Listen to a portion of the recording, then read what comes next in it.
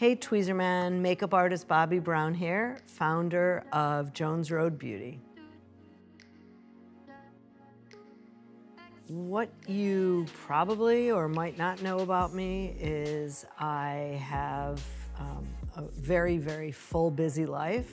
I'm really lucky, I'm really grateful. I have 3 amazing kids, 2 daughter-in-laws, an amazing husband of 33 years, a job and a career that I love. I am a health nut, I'm passionate. What I like most is exercising, because I always feel great when I'm done exercising. I am working on trying to find a balance that doesn't exist between fun and work.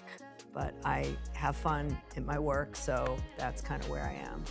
And I'm starting to meditate. I've done about 1 minute. I'm really lucky that I found my passion early in life. Always loved makeup, so I told my mom I wanted to do something with makeup, and she said, be a makeup artist. And I was, oh, okay, great idea. And I actually found a college. I went and I studied makeup, and I left what I was going to do, and I found my passion in New York City as a makeup artist. So I was a freelance makeup artist when there wasn't a ton of freelance makeup artists, but I somehow broke into it. I had an idea to make a lipstick, and that kind of led me into a line of lipsticks, which led me into a cosmetics company, which is where I stayed for over almost 30 years. While being married, raising 3 kids, and now I am onto another journey, which is another makeup company, a clean beauty company, and amazing, I'm still doing the same thing, reinventing, trying to simplify, but really passionate, and you know, I'm all about helping people figure out what makes them feel good, and to me, looking good and feeling good go hand in hand.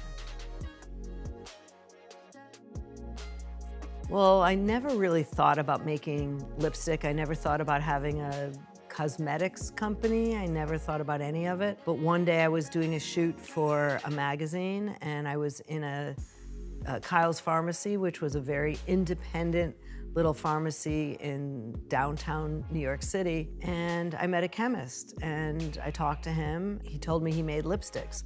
And I said, I've always wanted to make a lipstick because I didn't like the lipsticks that were on the market. They were greasy, they smelled bad, they didn't look right, and I wanted to make a lipstick that was creamy, looked like lips, and just felt comfortable on the lips.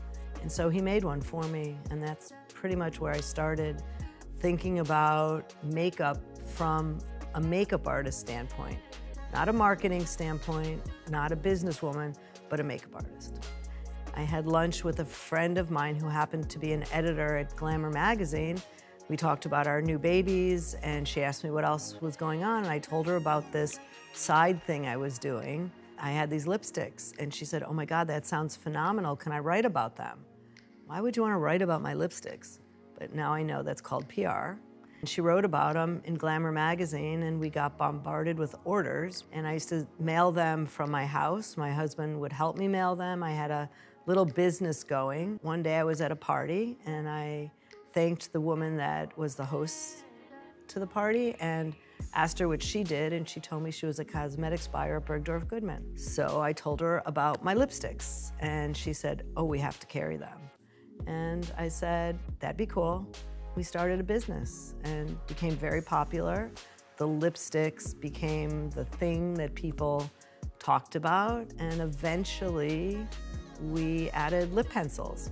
You know, the people you meet along the way sometimes are instrumental in your journey.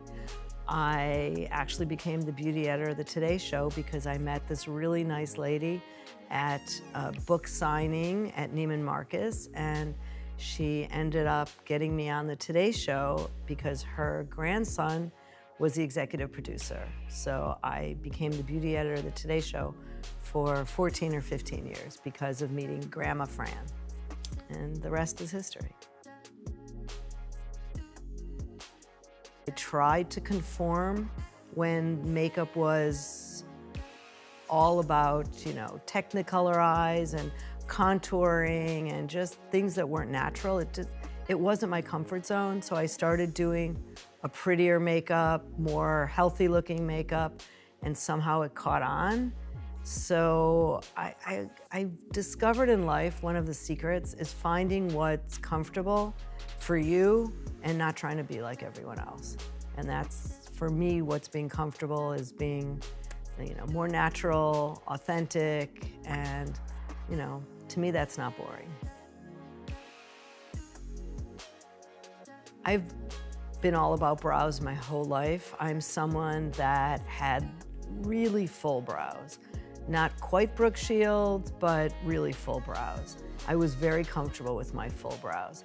I unfortunately had them tweezed when it became a trend during the 90s, I believe it was, and they just never returned to the fullness that they were. So I always tell people, when you are tweezing your brows, stick to the shape you're born with and just clean up around it. I have been using Tweezerman tweezers ever since I was a kid. I really think I have the first tweezer that I put in my kit years ago. It's now in my car, which is a great place for tweezers. Stoplights only, everybody. It's good when you could see what has to be tweezed. And, I think that brows really help frame a face, and they make a big difference. Everyone should fill in their brows. I also love putting mascara on because it really opens up the eyes. I love when you curl the lashes before you put mascara on. That totally opens up the eyes. In my kit, I always make sure I have the right tools. I have brushes, a small set of brushes. I always have my Tweezerman tweezer. I always have an eyelash curler. I also use the Tweezerman eyelash curler. And I have a few other things around. Even I bring nail clippers with me and files because you never know what the models have or haven't taken care of. So I have it all there, and it just always sits in a nice little bag in my makeup kit. Hey, Tweezerman, thanks so much for having me.